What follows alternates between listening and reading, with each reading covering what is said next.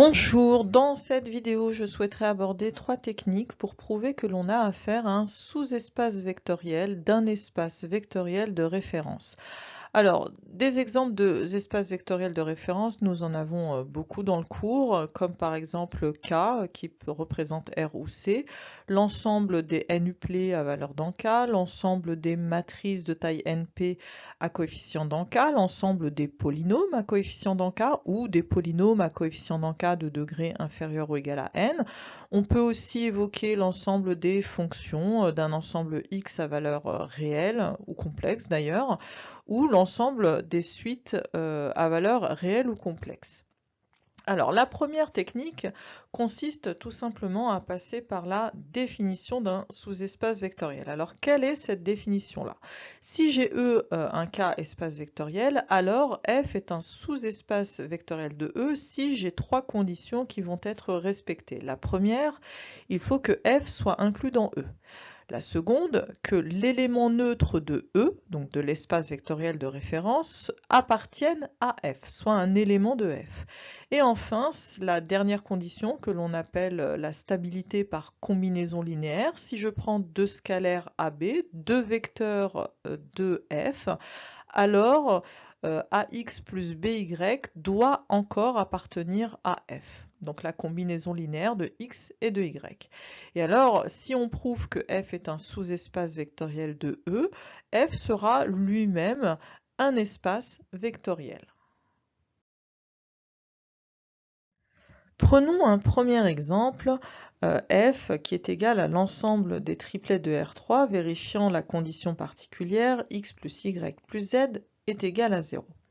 Alors, trois conditions à vérifier, nous avions dit.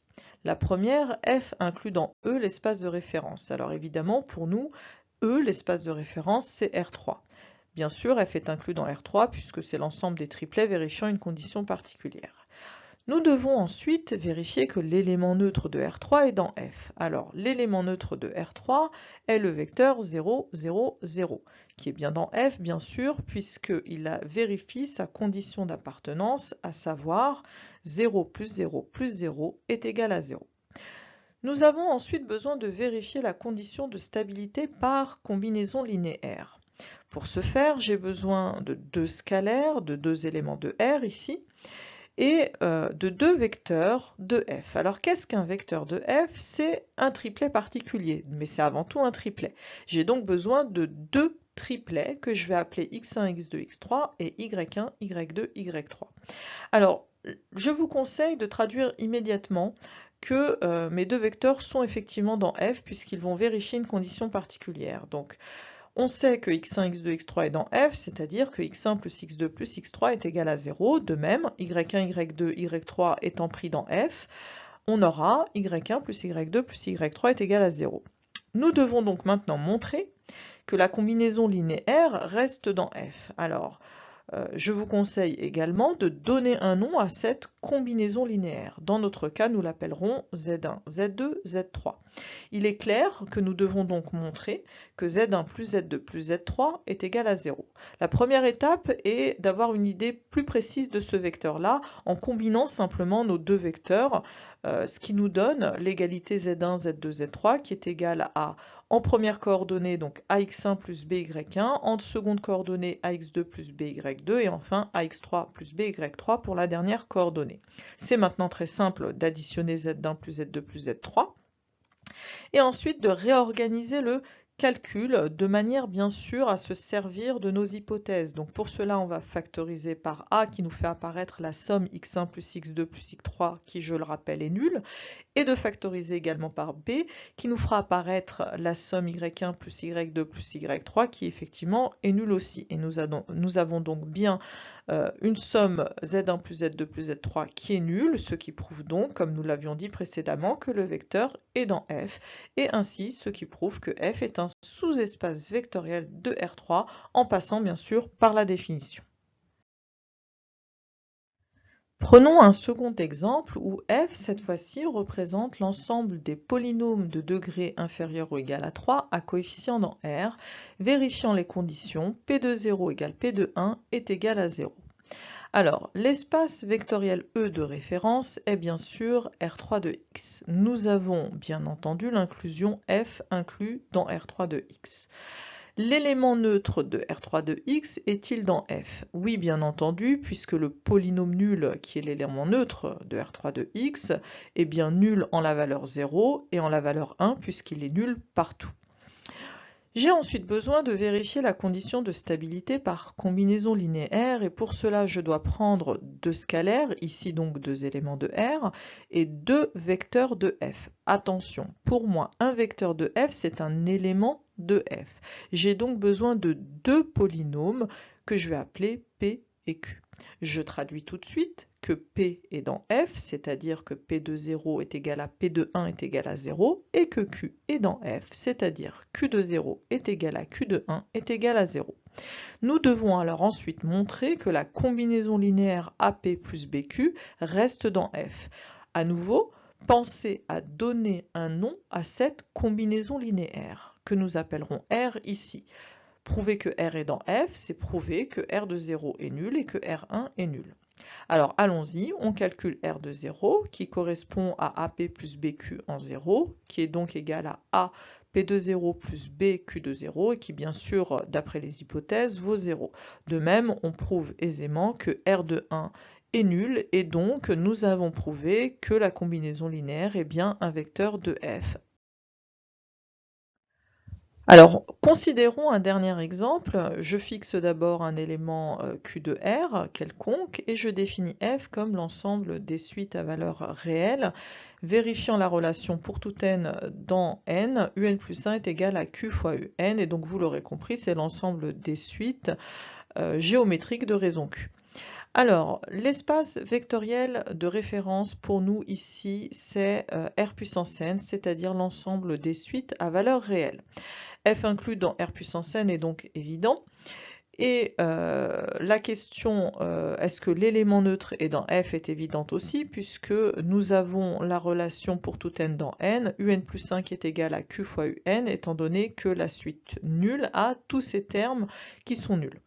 Alors, nous avons ensuite besoin de vérifier la condition de stabilité par combinaison linéaire. Et pour cela, je dois prendre deux scalaires, alors ici ça sera deux réels, et deux vecteurs de F, c'est-à-dire deux suites, que j'appellerai U et V.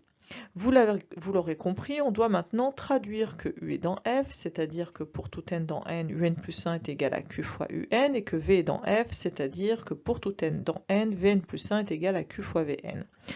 L'objectif étant bien sûr de montrer que la combinaison AU plus BV reste dans F. Alors, toujours le même conseil, donner un nom à cette combinaison linéaire, nous l'appellerons W, et prouver que W dans F, c'est prouver que pour tout n dans n, Wn plus 1 est égal à Q fois Wn. Alors on y va, on calcule pour tout n dans n Wn plus 1, donc d'après son expression c'est AUN plus 1 plus BVN plus 1, d'après les hypothèses c'est AQ fois UN plus BQ fois Vn, il suffit donc de mettre Q en facteur pour obtenir l'expression Q fois Wn, donc ce qui prouve effectivement que W est bien une suite géométrique de raison Q et qu'elle est donc dans l'ensemble F, ce qui fait de F un sous-espace vectoriel de Rn et donc un espace vectoriel. La seconde méthode que je propose pour prouver que F est un sous-espace vectoriel d'un espace vectoriel toujours de référence, c'est d'écrire F sous forme d'ensemble vect. Alors, qu'est-ce qu'un ensemble vect?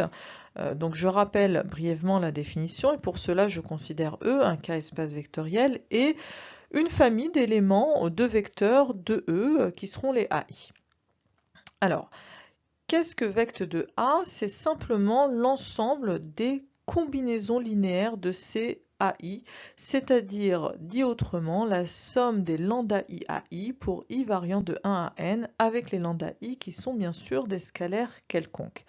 Alors, dire que x appartient au vecteur de A, c'est simplement dire qu'on peut trouver n scalaires tels que x va s'écrire comme combinaison linéaire de ces AI. Et on prouve assez aisément que vect de A est en réalité un sous-espace vectoriel de E. Je reprends l'exemple 1 de tout à l'heure, f l'ensemble des triplets de R3 tel que x plus y plus z est égal à 0. Alors, pour démarrer cette écriture sous forme de vecte, je dois prendre d'abord un vecteur quelconque de R3 que je nommerai U, donc égal x, y, z. Et le point de départ, c'est traduire la condition d'appartenance, c'est-à-dire que traduire que U est un élément de F. Alors, il est dans F si et seulement si, bien sûr, il vérifie sa condition d'appartenance, x plus y plus z égale à 0. Et là, j'ai une équation donc à 3 inconnus, et je vais donc avoir 2 inconnus qui vont passer en paramètres. Je vais pouvoir exprimer x, par exemple, en fonction de y et z, avec y et z qui seront des réels quelconques.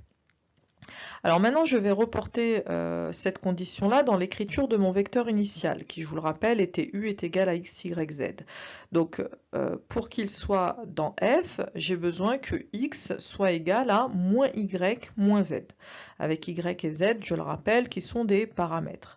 Alors maintenant, je dois écrire ce vecteur-là sous forme de combinaison linéaire pour pouvoir reconnaître mon vecte, et donc il s'agit de mettre en facteur systématiquement les paramètres pour pouvoir écrire cette combinaison linéaire. Donc je mets d'abord en facteur le y, il me reste donc moins 1, voyez, dans la première coordonnée, 1 dans la deuxième et 0, puisque je n'ai pas de y, dans la troisième coordonnée. Lorsque je mets z en facteur, j'ai moins 1 dans la première coordonnée, 0 dans la seconde et 1 dans la troisième. Alors, toujours, je précise que y et z sont des paramètres quelconques, des réels quelconques. Donc ce qui joue, vous voyez, le rôle ici de A1 et A2, ce sont mes vecteurs moins 1, 1, 0 et moins 1, 0, 1. Et les lambda 1, lambda 2 de la définition que j'ai proposée tout à l'heure, donc ici, sont joués par y et z. Ce qui veut dire qu'en réalité, U a été pris dans le vecte de moins 1, 1, 0 et moins 1, 0, 1. Alors, j'ai travaillé par équivalence, donc U est dans F si et seulement si U est dans le vecte. Ceci prouve donc la double inclusion des deux ensembles, et donc F est bien égal au vecte de A1 et A2. Ceci prouve deux choses. D'abord que F est un sous-espace vectoriel de R3, mais cela prouve également que la famille constituée des vecteurs A1 et A2 est une famille génératrice de F, ce qui peut être très utile lorsque plus tard nous aurons besoin de déterminer une base d'un sous-espace vectoriel. Toujours avec cette seconde méthode, je reprends l'exemple 2, f qui est égal à l'ensemble des polynômes de R3 de x tel que P de 0 égale P de 1 est égal à 0. Alors, je vous rappelle qu'on commence par prendre un élément quelconque de l'espace de référence, donc soit P appartenant à R3 de x, et ensuite on va aller démarrer en traduisant que P est dans F, qui est bien sûr la condition d'appartenance. Donc quand est-ce qu'il est dans F? Si et seulement si P de 0 égale P de 1 est égal à 0. Alors ici, la difficulté, c'est que nous devons absolument avoir une forme explicite du polynôme, et pour cela, je rappelle que si alpha est racine de p, alors p est factorisable par le polynôme x moins alpha, ce qui va me permettre d'obtenir une expression explicite de p. Donc ici, je vais donc avoir, puisque 0 et 1 de toute évidence sont racines de p, P va être factorisable par x et par x moins 1. Il est donc factorisable par x, facteur de x moins 1, fois un certain polynôme que nous appellerons q de x. Alors en raisonnant un peu sur les degrés, on se rend compte rapidement que q de x est un polynôme de degré 1, que je vais donc pouvoir écrire sous la forme ax plus b, avec a et b des réels quelconques. Alors ceci me permet donc de développer et surtout de faire apparaître donc mes scalaires, mes coefficients de mes combinaisons linéaires. Et comme je vous l'ai dit tout à l'heure, l'idée c'est toujours de mettre en facteur les paramètres. Donc je vais mettre en facteur le A et le B, ce qui va me faire apparaître ma combinaison linéaire, donc 2x3 moins x2 et x2 moins x. P est donc dans le vecte 2x3 moins x carré et x carré moins x. Puisque nous avons travaillé par équivalence, on a donc que f est égal au vecte de x3 moins x2 et x2 moins x, et ceci prouve bien sûr que f est un sous-espace vectoriel de R3 de x, et cela nous fournit également une famille génératrice de f.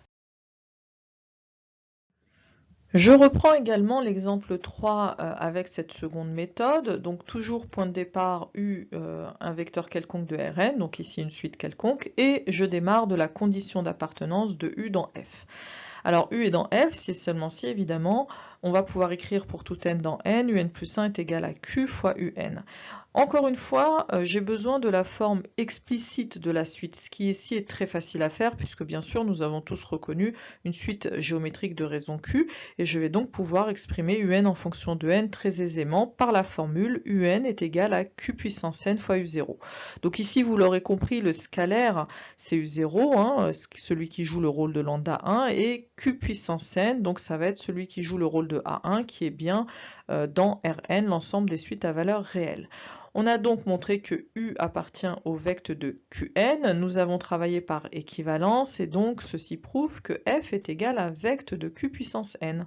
Nous avons donc f qui est bien un sous-espace vectoriel de l'ensemble des suites à valeur alors réelle ici, et nous avons aussi pu déterminer une famille génératrice de f. Une dernière méthode pour prouver que f est un sous-espace vectoriel d'un espace vectoriel E de référence est de prouver que f est le noyau d'une application linéaire. Alors pour cela, je considère E et F deux cas espaces vectoriels et F une application linéaire qui va de E dans F.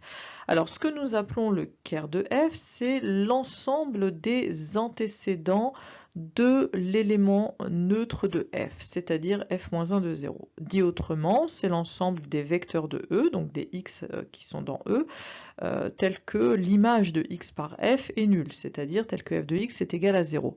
Donc le Ker de f, c'est ce que nous appelons le noyau de f. Et dans le cours, il est démontré que le Ker de f est un sous-espace vectoriel de E, l'ensemble de départ de f. Ainsi, prouver que nous avons un Ker, c'est prouver que nous avons un sous-espace vectoriel. Je reprends par cette dernière technique l'exemple 1 avec f qui est l'ensemble des triplets de R3 tel que x plus y plus z est égal à 0. Nous allons donc construire une application linéaire dont f sera le noyau. Et donc je considère pour cela phi1 qui va de R3 dans R et qui a x, y, z associe x plus y plus z. Alors clairement, nous n'allons pas le démontrer, mais il n'y a aucune difficulté à le faire. Phi1 est une application linéaire qui va de R3 dans R. Nous avons également f qui est l'ensemble des antécédents de 0, comme vous pouvez le constater par la fonction phi1. C'est donc le noyau, le Ker de phi1. Et donc, aussi simplement que ça, nous avons prouvé que f est un sous-espace vectoriel de R3.